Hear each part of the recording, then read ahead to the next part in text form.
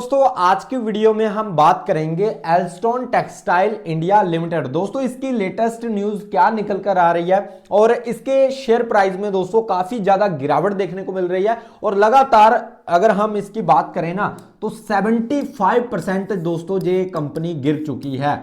और इसका दोस्तों रिजल्ट अच्छा आया, रिजल्ट अच्छे आने के बावजूद भी इसमें दोस्तों गिरावट क्यों चल रही है और कंटिन्यू लगातार इसमें गिरावट देखने को मिल रही है। इसके पीछे का कारण क्या है? काफी लोग, काफी रिटेलर इसमें फंसे हुए हैं क्योंकि ऐसी ही कंपनीज में जिसमें दोस्तों काफी कम शेयर प्राइस होता है, ऐसे ही स्टॉक में ज्यादातर लोग फंसे होते हैं दोस्तों। ठीक है, अभी ये 75% ऑलरेडी टूट चुका है, काफी लोग इसमें इन्वेस्ट करके बैठे हुए हैं। दोस्तों अगर आपने भी इस कंपनी में इन्वेस्ट किया है तो ये वीडियो आपके लिए काफी इंपॉर्टेंट है, शुरू से लेकर एंड तक देखना क्योंकि काफी ऐसी चीजें समझाने वाला हूं जो पूरे यूट्यूब में आपको कोई भी नहीं बताने वाला इस कंपनी से रिलेटेड। ठीक है, रिजल्ट अच्छे आए, कंपनी ने प्रॉफिट किया, सब कुछ किया, पर फिर भी गिरावट क्यों हुआ ये इस वीडियो में समझेंगे। लेटेस्ट न्यूज क्या निकल कर आ रही है फरवरी 2026 में और जहां पर आगे फ्यूचर प्लानिंग क्या हो सकती है, सारी चीजें जहां पर मैं कवर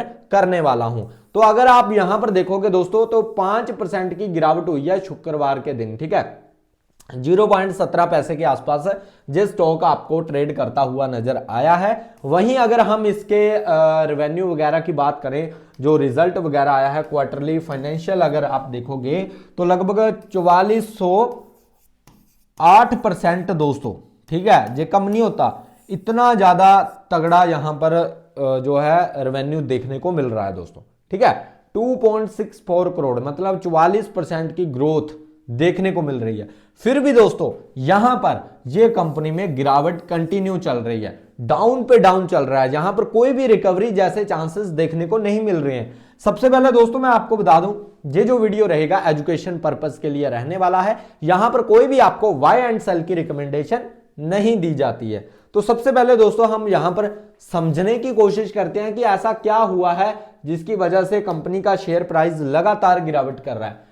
फाइनेंशियल्स कंपनी का रिजल्ट तो दिसंबर 2025 की जो तिमाही थी इसमें नेट प्रॉफिट दोस्तों लगभग 2.64 करोड़ का हुआ, जो पिछले साल के मुकाबले दोस्तों 4300% तक बढ़ा है दोस्तों, और ये एक बहुत बड़ी बात है दोस्तों। ठीक है, इस बढ़त के बावजूद बिक्री बेसिकली बेहद छोटी है, 2.7 करोड़ का स्तर रहा है, फिर भी इसमें दोस्तों कंटिन्यू गिरावट देखने को मिली है।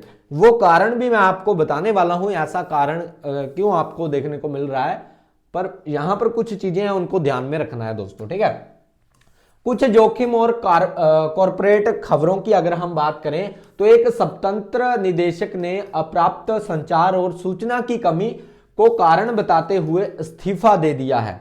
ठीक है, तो ये भी एक यहां पर नेगेटिव खबर है। शेयर थोड़ा बहुत वॉल्यूम में ट्रेड करता है और अक्सर बहुत कम लिक्विडिटी उतार चढ़ाव दिखाता है, पेनी स्टॉक का सामान्य रुझान है दोस्तों। ठीक है, तो ये चीजें भी इस कंपनी में देखने को मिल रही हैं। अब दोस्तों सबसे बड़ा सवाल, क्या जहां से रिकवरी होगी, मेरा पर्सनली व्यू क्या है, आगे आने वाले टाइम में इसके कौन कौन से इंपॉर्टेंट लेवल्स रहेंगे, और अगर आप यहां पर भारी क्वांटिटी में माल उठाकर बैठे हुए हो तो आप इस वीडियो को शुरू से लेकर एंड तक देख लेना, सारी चीजें पता चल जाएंगी दोस्तों। ठीक है, अब इस कंपनी के लिए चेतावनी क्या है, वार्निंग क्या है, वो भी समझ लेते हैं। यह शेयर बेहद दोस्तों कम प्राइस वाला है, उच्च जोखिम वाला है, मतलब रिस्क काफी ज्यादा है, और माइक्रो कैप पेनी स्टॉक है दोस्तों। ठीक है, बड़े मूवमेंट के लिए कंपनी के बिजनेस ट्रेड वॉल्यूम को फंडामेंटल्स और को ध्यान में देखना जरूरी है। अल्प अवधि के लिए बहुत ज्यादा भरोसा नहीं है, खासकर जब लिक्विडिटी बहुत कम हो। तो इस शेयर में दोस्तों वैसे भी लिक्विडिटी काफी कम देखने को मिलती है। ठीक है, अब नेक्स्ट अगर हम बात करें तो नेक्स्ट है पिछले 1 महीने से 3 महीने के शेयर में भारी गिरावट दिखाई है दोस्तों।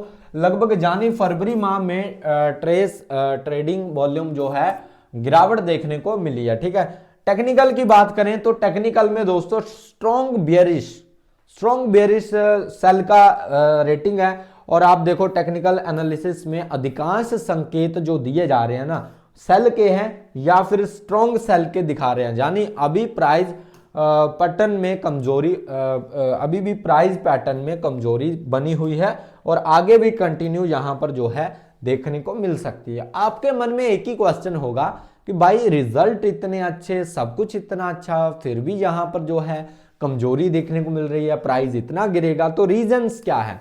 तो रीजन अभी आपको थोड़ी देर में पता चलने वाले हैं दोस्तों। क्या इस कंपनी में क्या कोई बड़ी घोषणा हुई है या फिर कोई बड़ी अनाउंसमेंट हुई है, वो हम देख लेते हैं। कोई ताजा, तो यहां पर आप देखें अभी फरवरी 2026 में एल्स्टॉन टेक्सटाइल में कोई बड़ा बोनस या स्प्लिट कॉर्पोरेट ऐलान नहीं आया है, जैसे कि record date, bonus share, stock split इत्यादि के बारे में अभी कोई भी ताजा घोषणा अभी तक नहीं हुई है, बाजार फाइलिंग में नहीं दिखी है, इसलिए फरवरी के माह में कोई बड़ा update, bonus, split, right issue इत्यादि अभी तक सार्वजनिक रूप से रिपोर्ट नहीं किए गए हैं दोस्तों। ठीक है, तो अगर कोई आपको ये चीजें बता रहा है कि इसका ये होगा वो होगा, वो सरासर आपके साथ स्कैम कर रहा है, झूठ बोल रहा है, इनसे आपको बच के रहना है दोस्तों। ठीक है, नेक्स्ट अगर हम बात करें, नेक्स्ट है दोस्तों कंपनी की तिमाही का जो नतीजा आया है उसको देख लेते हैं। तो दिसंबर 2000 में आपने देखा होगा कि जो नेट प्रॉफिट था उसमें 43% की वृद्धि दिखाई है।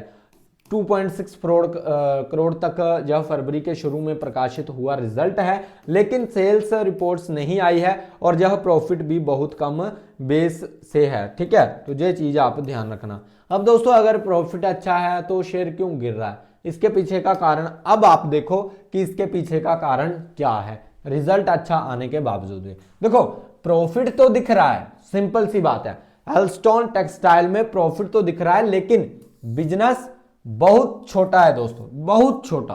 प्रॉफिट तो दिख रहा है पर बिजनेस बहुत छोटा है। हाँ, प्रॉफिट 2.6 करोड़ का आया है, लेकिन रेवेन्यू सिर्फ 2.3 करोड़ का है। ठीक है, यानी कंपनी का असली कारोबार अभी भी बहुत छोटा है, जिसके कारण दोस्तों जो इन्वेस्टर्स होते हैं उनका ट्रस्ट नहीं बन पा रहा है इस कंपनी पर। एक और चीजें मैं आपको यहां पर बताऊंगा कि मार्केट क्या चाहता है।